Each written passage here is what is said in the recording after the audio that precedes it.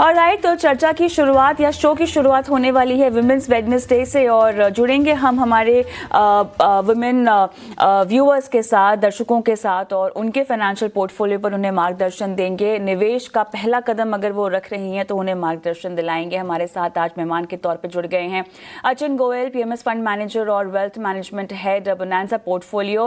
अर्चन, आपका बहुत बहुत स्वागत है हमारी इस बेहद खास पेशकश में। और ये जो विमेंस वेडनेसडे हमारी पेशकश है बहुत खास है क्योंकि महिलाएं जो हैं निवेश के सफर में भले ही आगे बढ़ना चाहती हों अर्चन, या पहला कदम रखना चाहती हों, उन्हें आप मार्गदर्शन देंगे। ये दारोमदार आज आपके कंधों पर है। तो शुरुआत करते हैं अर्चन, और पहला सवाल लेंगे अनुपमा का। इन्होंने यूट्यूब के जरिए अपना सवाल हमें भेजा, आपके पास भी होगा। तो ये एसआईपी कर रही हैं। ये कह रही हैं कि इन्होंने निप्पॉन इंडिया का स्मॉल कैप फंड लिया हुआ है, टाटा का भी स्मॉल कैप लिया है, पराग पारेख का फ्लेक्सी कैप लिया है, क्वांट का भी फ्लेक्सी कैप है और मिड कैप फंड है मोतीलाल ओसवाल का। बहुत अच्छी बात जो मुझे इनके सवाल में लगी वो है इनका इन्वेस्टमेंट होराइजन, यानी जितने समय के लिए ये निवेश करना चाहती हैं अर्चन, 25 से 30 साल का समय ये देना चाहती हैं, 2055 तक रिटायरमेंट के लिए। अच्छा, जितना समय दे रही हैं उतना ही रिटायरमेंट का भी लक्ष्य बड़ा है, 15 करोड़ का लक्ष्य है इनका, ठीक है, अपने इस रिटायरमेंट के लिए। और जानना चाहती हैं कोई बदलाव ज़रूरी है या नहीं, और किस फंड में से निकल जाना चाहिए या आगे कोई फंड को जो है इन्हें ऐड कर लेना चाहिए। अच्छा, 2 स्मॉल कैप हैं उस पर सवाल नहीं पूछा, लेकिन 2 फ्लेक्सी कैप हैं उस पर सवाल पूछा है कि कोई प्रॉब्लम तो नहीं हो सकती है। और साथ ही हेल्थ इंश्योरेंस भी ये लेना चाहती हैं, किस कंपनी का लें उस पर भी गाइडेंस इनको चाहिए है। टर्म प्लान इनके पास है। तो अनुपमा जी, काश आप फोन लाइन पर होती हमारे साथ तो और डिटेल्स हो सकती, जान सकते हैं हम। बहरहाल 2 स्मॉल कैप को लेके भी क्या चिंता करनी चाहिए अर्चन, क्योंकि फ्लेक्सी कैप को लेके ये परेशान है, जबकि इस समय तो फ्लेक्सी कैप जो कि आई एम श्योर थोड़े से लार्ज कैप ओरिएंटेड हैं, बायस्ड हैं, रखना सुरक्षित होगा, बताइए। तो सबसे पहले मैं ये मानता हूं कि जो भी निवेशक ने निवेश किया हुआ है ये उसकी जोखिम उठाने की क्षमता दर्शाता है। तो अगर उन्होंने कुछ सोच समझ के कहीं ना कहीं स्मॉल कैप में और फ्लेक्सी कैप में इन्वेस्ट किया हुआ है, निवेश किया हुआ है, तो मुझे लग रहा है उनको इस चीज की समझ है। और ये वहां से भी एक समझ में आता है कि उनका जो निवेश का अवधि है वो 25 से 30 साल है। तो जब हम इतनी लंबी अवधि के निवेश के लिए बात करते हैं तो एक स्मॉल कैप डेफिनेटली जोखिम भरा होता है, बट हमें उसमें निवेश करना चाहिए जो उनका निवेश है। अब स्मॉल कैप में इनके पास टाटा स्मॉल कैप और Nippon India small cap fund है, दोनों ही अपने क्षेत्र के बहुत अच्छे फंड हैं और इसमें मुझे लगता है बदलाव करने की जरूरत नहीं है। पिछले हमने 6 महीने में काफी एक फॉल देखा है स्मॉल कैप फंड्स में, तो यहाँ से जो रिस्क रिवॉर्ड रेशियो है वो स्मॉल कैप के लिए फेवरेबल है, तो मुझे लगता है कि अभी इनको इसमें बदलाव करने की जरूरत नहीं है। फ्लेक्सी कैप फंड जैसे हम मानते हैं वो लार्ज कैप से स्मॉल कैप मिड कैप में मूव करता रहता है। फ्लेक्सी कैप फंड में हमें थोड़ा सा देखना चाहिए कि फ्लेक्सी कैप फंड अगर अपने क्षेत्र में अच्छा नहीं कर रहा है, जैसे मैं आपको एग्जांपल देता हूँ, क्वांट फ्लेक्सी कैप फंड का अगर मैं उदाहरण दूं तो 1 साल में उसने -2% की रिटर्न दी है और वहीं पे पराग पारिख ने 14% की रिटर्न दी है। एप्पल टू एप्पल कंपैरिजन नहीं है, बट ये क्वांट ने -2% की रिटर्न दी है। तो वहां पे हम ये बात करते हैं कि क्या इसमें हमें देखने की कुछ चाहिए कि मेरा एक फंड।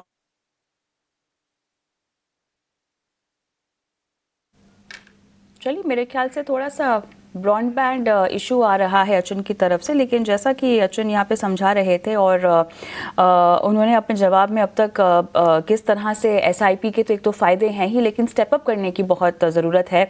और इन्होंने जितनी भी कैलकुलेशन हमारे सामने रखी हैं अर्चन ने, वो लगभग 15% CAGR के हिसाब से रखी हुई है। 22,000 तक का एसआईपी का आंकड़ा है जो अर्चन ने अनुपमा के लिए यहाँ पर गिनाया है और आकलन उसका किया है।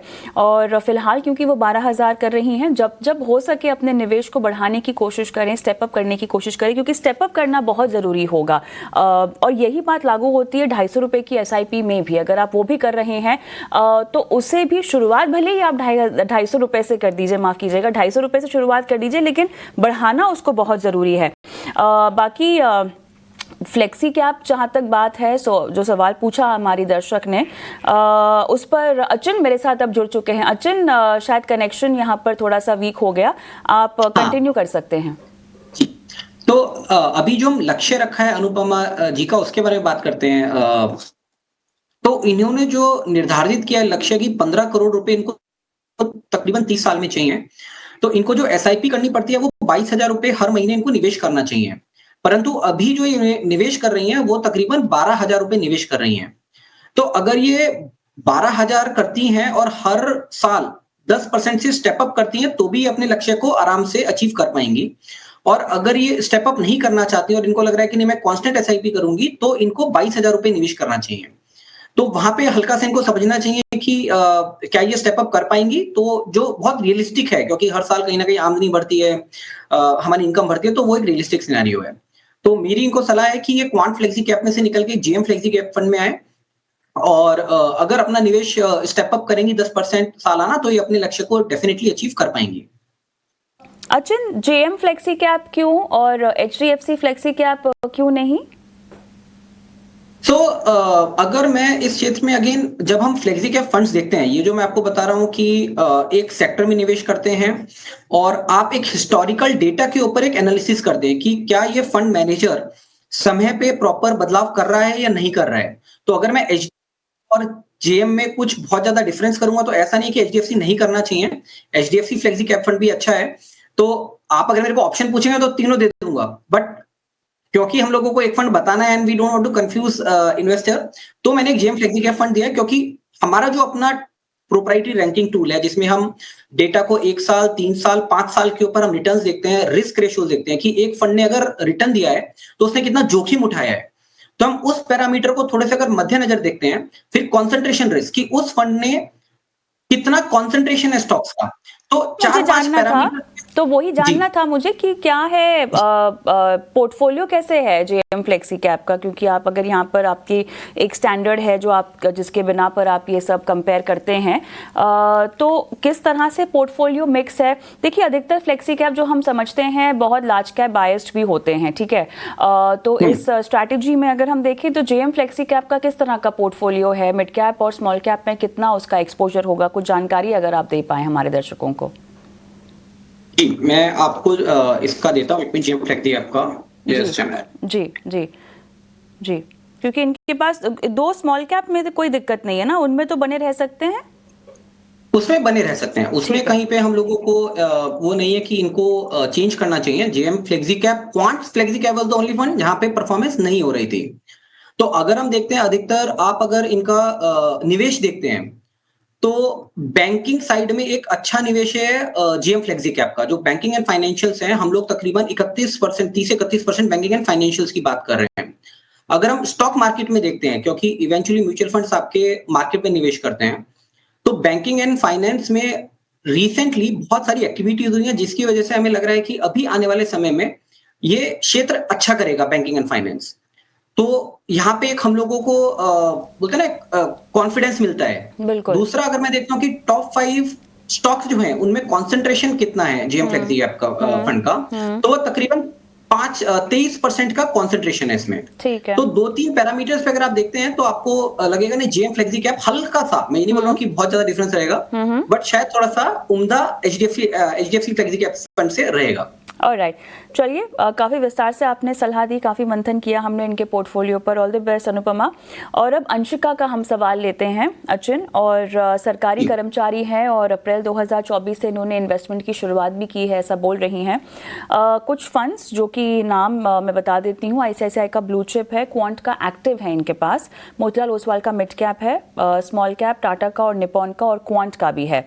और इनका भी नज़रिया 12 साल का है, टॉपअप भी करना चाहती हैं। उन्होंने थोड़ा सा गोल मुझे लगता है रियलिस्टिक रखा है 1 CR का, तो बहुत अच्छी बात है। एक चीज़ जो मुझे हमेशा कॉमन लगती है विमेन इन्वेस्टर्स में या उनके सवालों में, नज़रिया उनका काफ़ी ज़्यादा अच्छा खासा लंबा होता है, तो इसका बहुत फ़ायदा मिलता है।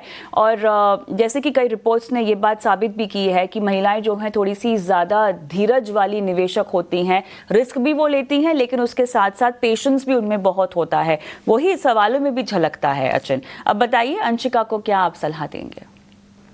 तो अंशिका का जो मेरे पास पोर्टफोलियो है कविता जी, तो तकरीबन ये अराउंड 20,000 रुपए की एसआईपी इस समय कर रही हैं और इनका जो लक्ष्य है वो 1 करोड़ रुपए का है जो इनको 12 साल में तकरीबन अचीव करना है। तो अगर ये सेम 20,000 की एसआईपी करती हैं और क्योंकि इनका एक एग्रेसिव पोर्टफोलियो है, अगर हम देखते हैं स्मॉल कैप फंड में इनके काफ़ी सारे एक्सपोज़र है, तो 15% के हिसाब से मान के चलते हैं उनको तकरीबन रिटर्न्स मिलती हैं, तो शायद ये अपने लक्ष्य को अचीव नहीं कर पाएँगी। इनका पोर्टफोलियो वैल्यू अराउंड 80 लाख रुपए के आस-पास पहुँचेगा। तो अगर इनको अपना लक्ष्य अचीव करना है, तो इनको तकरीबन 7% सालाना से अपनी एसआईपीज़ को बढ़ाना पड़ेगा। इनको स्टेप अप एसआईपी करनी चाहिए, जहाँ पे हर साल ये 7% या 10% से बढ़ाएँ। दूसरा जो इनका पोर्टफोलियो है, तो ICICI blue chip fund again काफ़ी अच्छा फंड है। क्वांट एक्टिव फंड जो है, वहाँ पे मुझे लगता है कि उनको एक निकलना चाहिए। क्योंकि जो रिटर्न्स है अगर क्वांट एक्टिव फंड की हम देखते हैं या जो रिस्क है, तो जो रिस्क लेके रिटर्न दे रहा है वो बहुत अच्छा नहीं है। बाकी इनके जो सारे फंड्स हैं स्मॉल कैप में निप्पॉन और टाटा स्मॉल कैप काफ़ी अच्छा फंड है। Quant small cap fund again हम देखेंगे पिछले 6-8 महीने से क्वांट का जो फंड है वो और अधिकतर फंड्स क्वांट्स के शायद अच्छे नहीं कर रहे हैं। तो अ, हमारी पहले भी ये सलाह रही कि क्वांट में से शायद निकल जाना चाहिए।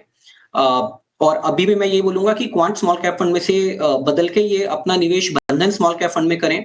बंधन स्मॉल कैप फंड काफ़ी अच्छा परफॉर्मिंग फंड है और क्वांट एक्टिव फंड की जगह ये अपना एलआईसी एमएफ का जो मल्टी कैप फंड है वो ज़रूर देखना चाहिए। ये भी अगेन बहुत अच्छा फंड है, जिसमें मतलब इस समय पे हम लोग बात कर रहे हैं अराउंड लार्ज कैप में 23%, मिड कैप 21 और स्मॉल कैप अराउंड 20%। बहुत ही बैलेंस्ड फंड चल रहा है एलआईसी का जो मल्टी कैप फंड है, तो वहाँ पे ये निवेश करें। ऑलराइट, चलिए अचिन, फटाफट रश्मिका का भी हम सवाल लेते हैं। और ये कह रही हैं कि इन्होंने 4 साल पहले ही एसआईपी के ज़रिए इन्वेस्टमेंट की शुरुआत की है और इन्होंने जो फंड्स इकट्ठा किए हैं उसके लिए ये 15 साल उसमें निवेशित रहना चाहती हैं और कह रही हैं कि 3.5 करोड़ रुपए जो हैं वो इकट्ठा कर लेंगी और अपने निवेश को ये 5 साल और बढ़ा भी सकती हैं। एचडीएफसी रिटायरमेंट सेविंग्स फंड में इन्होंने पैसे लगाए हुए हैं। थोड़ा सा इस फंड पर हम बात भी करेंगे अचिन, क्योंकि ये एक फंड है जो रिटायरमेंट के लिहाज से लोग अपने पोर्टफोलियो में बहुत शामिल तो कर रहे हैं। थोड़ा विस्तार से इस पर बात करेंगे। इसके अलावा रश्मिका बोल रही हैं कि इनके पास डीएसपी का मिड कैप है, यूटीआई का फ्लेक्सी कैप है, एचएसबीसी का मिड कैप है और महिंद्रा मैन्युलाइफ का फोकस्ड फंड है जिसमें इन्होंने 25,000 लमसम डाला हुआ है। डिटेल्स इन्होंने काफ़ी सही से हमें दे रखी हैं। अब बताते हैं इनके गोल्स को कितना कैसे ये अचीव हो पाएंगे। निवेश को क्या बढ़ाने की जरूरत होगी? तो जो कविता जी मेरे पास डेटा आया इनको तकरीबन 3.5 करोड़ रुपए जमा करने हैं 15 साल में, और ये 5 साल तक और बढ़ा सकते हैं और 4 साल ऑलरेडी हो चुके हैं। तो जो ये निवेश कर रही हैं ये तकरीबन 9,000 रुपए हर महीने का अभी इनका निवेश है और इन्होंने तकरीबन 25,000 रुपए लमसम लगाया था। अगर इनको लक्ष्य अपना अचीव करना है, क्योंकि अभी 16 साल और ये निवेश कर सकती हैं। अगर हम मान के चलते हैं 5 साल तक एक्सटेंड करते हैं, टोटल इन्वेस्टमेंट हॉराइजन 20 साल का है, तो ये 16 साल और निवेश कर सकती हैं। तो इनको इस समय अपना निवेश तकरीबन 22 से 23,000 रुपए हर महीने करना चाहिए और ये इनको स्टेप अप हर साल 10% से करना चाहिए। और अगर ये स्टेप अप नहीं कर सकती हैं, तो तकरीबन इनको आज से लेकर अगले 16 साल तक 36,000 रुपए पर मंथ का निवेश करना चाहिए। तो अगर स्टेप अप कर सकते हैं तो 22,000 और अगर स्टेप अप नहीं कर सकती हैं तो तकरीबन 36,000 का निवेश करना चाहिए इनको। तब जाके ये अपने लक्ष्य को अचीव कर पाएंगी। और वो भी मैं एक एग्रेसिव रिटर्न्स ले रहा हूँ कि 15% तक ये अपना पोर्टफोलियो का रिटर्न्स अगर इनको मिलता है, जो आज के मार्केट में मुझे लगता है एग्रेसिव पोर्टफोलियो मिल सकता है। तो ये जी, जी। तो ठीक है, तो यहाँ एसआईपी बढ़ाने की आप सलाह दे रहे हैं, स्टेप अप भी करेंगी ये।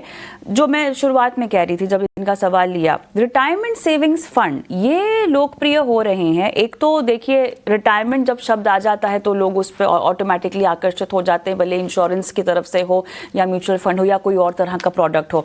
सवाल आपसे मेरा ये है कि ये एचडीएफसी स्पेसिफिक रिटायरमेंट फंड की मैं बात नहीं कर रही हूँ। जनरली जो रिटायरमेंट फंड्स हैं वो बहुत कम है मेरे ख्याल से, संख्या में बहुत ज्यादा रिटायरमेंट फंड्स नहीं हैं, लेकिन जितने भी हैं इनमें किस तरह का पोर्टफोलियो बनता है? क्या हम एक मल्टी कैप स्ट्रैटेजी की बात कर रहे हैं जो एक आम म्यूचुअल फंड में भी हमें दिखाई देगी, मल्टी कैप हो गया, फ्लेक्सी कैप हो गया, या क्योंकि ये रिटायरमेंट फंड है तो इसमें थोड़ा सा और ज्यादा एग्रेसिव हो जाते हैं फंड मैनेजर्स? क्या स्ट्रैटेजीज होती हैं इन रिटायरमेंट फंड्स की?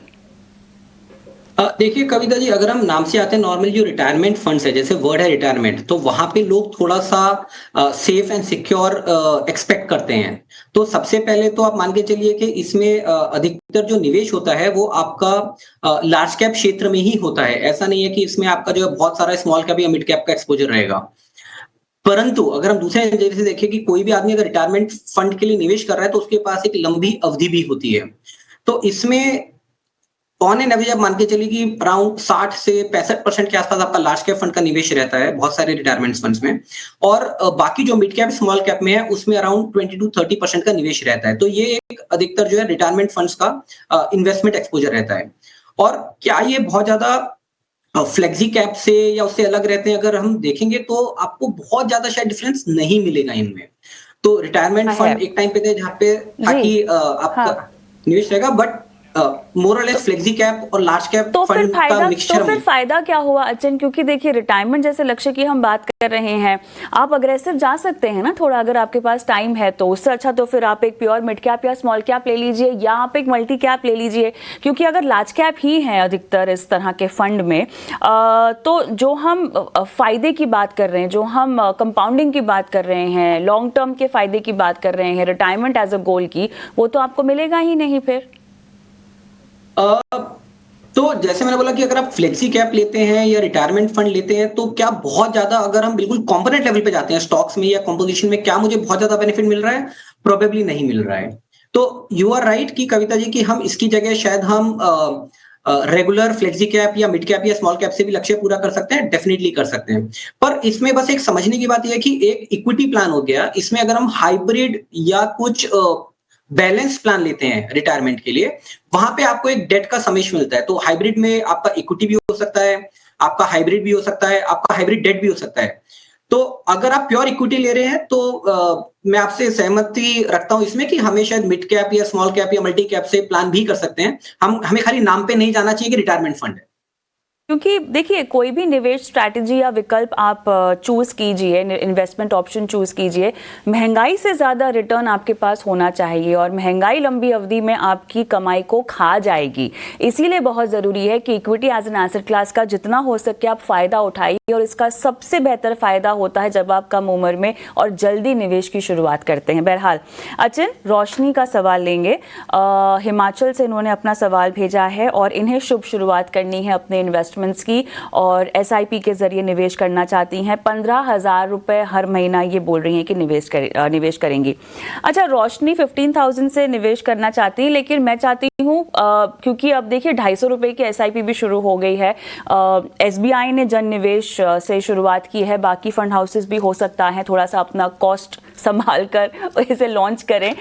लेकिन उन दर्शकों की भी बात करते हैं जो 250 रुपए की एसआईपी को लेकर इच्छुक हैं शुरू करने के लिए। बात केवल 250 रुपए में नहीं थमनी है, ये बात उनको समझानी पड़ेगी। लेकिन मैं आई डोंट नो, अगर आप मुझे कोई रफ कैलकुलेशन इस वक्त दे सकें, 250 रुपए में हर हफ्ते करूं और 250 रुपए में महीने में एक बार करूं, 1 करोड़, 1 CR मेरा कब तक अचीव हो पाएगा अचिन? ये बहुत कॉमन सा सवाल है, लेकिन ये कैलकुलेशन बताना बहुत जरूरी है दर्शकों को।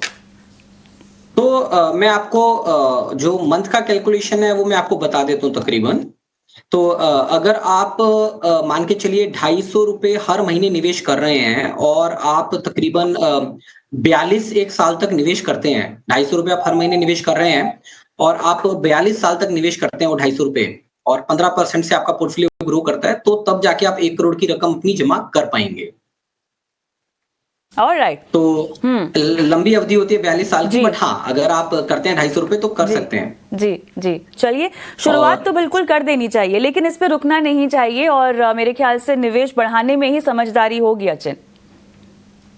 बिल्कुल कविता जी, और इसी के लिए बोलते हैं कि निवेश हमें बोलते हैं ना, आदत होनी चाहिए। जैसे हम रोज उठते हैं, खाते हैं, पीते हैं, तो इस तरह निवेश भी हमें करना चाहिए, और डिसिप्लिन बहुत जरूरी है इसमें। और जो 15,000 रुपए के एसआईपीज हम उनको रिकमेंड करें, क्योंकि हमें उनकी अवधि नहीं पता, बट मान के चला है कि एक एग्रेसिव अगर निवेशक हैं, तो उसके हिसाब से इनको एक आईसीआईसीआई प्रू इंफ्रा, जो एक आपका सेक्टर फंड है, आईसीआईसीआई प्रू बैलेंस एडवांटेज, जो थोड़ा सा इनको बैलेंस रखेगा, Bandhan small cap fund, Motilal Oswal mid cap, और Invesco India large and mid cap fund में इनको में निवेश करने की सलाह दूंगा। आप बैफ रेकमेंड कर रहे हैं इनको? इनके पास समय अच्छा खासा है, थोड़ा एग्रेसिव जा सकती हैं ये, नहीं? तो इनको जो हमने दिया है, मतलब बैफ मैंने मान के चलिए 10-1% के आसपास ही दिया है बैलेंस एडवांटेज जो है। तो ओके। बाकी 90% इनका जो है मोस्टली थीमेटिक स्मॉल कैप और मिड कैप में है। रंजना का तो सवाल लेंगे जी। जी, कुछ कह रहे जी हैं आप? कुछ कह रहे हैं? नहीं, यही बता रहा था कि बैलेंस एडवांटेज फंड जो है वो खाली 10% का ही मैंने गॉट निवेश इट, का इनको बोला हुआ है। Got it, okay. Maharashtra Chandrapur से रंजना का सवाल लेंगे और नवंबर 2023 से कह रही हैं कि इन्होंने अपनी इन्वेस्टमेंट की शुरुआत की है। स्मॉल कैप है, क्वांट का, HDFC का, इक्विटी अपॉर्चुनिटी कोटक का, Parag Parekh flexi cap, Nippon India का मल्टी कैप है, लार्ज कैप है और SBI मैग्नम है। टोटल 12,000 रुपये की SIP है, स्टेप अप भी करना चाहती हैं। फ़ोन लाइन पर मेरे साथ है नहीं और शुरुआत तो कर ली है लेकिन कब तक करना चाहती हैं अपनी इन्वेस्टमेंट उसकी जानकारी नहीं दी है मुझे। मैं अज्यूम करके चल रही हूँ 5 साल से ज़्यादा, 5 से 10 साल तक की कोई टाइम फ्रेम, क्योंकि उसी के लिए रेकमेंड करना भी सही होगा। बताइएगा। कविता जी, जैसे अगर हम मान के चलते हैं कि इनके पोर्टफोलियो का निवेश जो ये कर रही हैं, तो वहां पे डेफिनेटली जैसे इनके पास भी एक क्वांट स्मॉल कैप फंड और HDFC स्मॉल कैप फंड है। तो वहां पे हमने इनको 2 ही बदलाव सजेस्ट किए कि क्वांट स्मॉल कैप फंड में से निकल के ये बंधन स्मॉल कैप फंड में और HDFC में से निकल के इन्वेस्टको इंडिया स्मॉल कैप फंड में निवेश करें तो शायद बेटर रहेगा। और जो मैंने रीजंस बताए थे जेएम फ्लेक्सी कैप फंड में, मैं वही अभी बताता हूँ। हम लोग रिटर्न्स देखते हैं, हम लोग रिस्क रेशियोज देखते हैं कि कितना जोखिम उठा के वो फंड बेहतर रिटर्न दे पा रहा है या नहीं दे पा रहा है, और कंसंट्रेशन की टॉप 5 होल्डिंग में कंसंट्रेशन ज्यादा तो नहीं है, अगर कम कंसंट्रेशन है तो बेटर रहता है। तो इन पैरामीटर्स को मद्देनजर रखते हुए मैं इनको बंधन और इन्वेस्टको इंडिया में बदलाव सजेस्ट करूंगा। दूसरा, जो इन्होंने लक्ष्य रखा है, अच्छी बात यह है कि इन्होंने खुद स्टेप अप की बात की है। तो अगर इनका मॉडरेट रिस्क प्रोफाइल और हम 13% का अनुमान रिटर्न पकड़ते हैं, तो ये तकरीबन 15 साल में 1 आध करोड़ रुपए जमा कर पाएंगी, क्योंकि इनका जो अभी निवेश है वो 12,000 का है। और स्टेप अप भी करते हैं तो जो 1 करोड़ की रकम, क्योंकि 1 करोड़ इसलिए होता है, हमारे दिमाग में रहता है कि 1 करोड़ कब बन पाएंगे, तो भी इनको 15 साल लगेंगे। मेरे ख्याल से शो का आखिरी सवाल हम लेंगे राशि का, अचिन, और इनकी उम्र 40 साल की है, बोल रही हैं 12 साल तक इन्वेस्टमेंट करना चाहती हैं, SIP के जरिए निवेश करेंगी और 5,000 से शुरुआत करना चाहती हैं। जी, तो portfolio again Kavita ji, large and mid cap में हमने दिया इनको निवेश, और 40 साल में तो हमने एटलीस्ट अराउंड 30% कोशिश की है कि थोड़ा मिक्स्ड में रहे, तो बैलेंस एडवांटेज फंड मेरा रहेगा इनको ICICI प्रू का। स्मॉल कैप में बंधन स्मॉल कैप फंड और इन्वेस्टको इंडिया लार्ज और मिड कैप फंड में मैं समझता हूँ कि उनको निवेश करना चाहिए। और 12 साल में अगर ये निवेश करते हैं कंटिन्यूअसली, तो 5,000 से तकरीबन ये 20-1 लाख रुपए तक का जो पोर्टफोलियो है वो क्रिएट कर पाएंगी।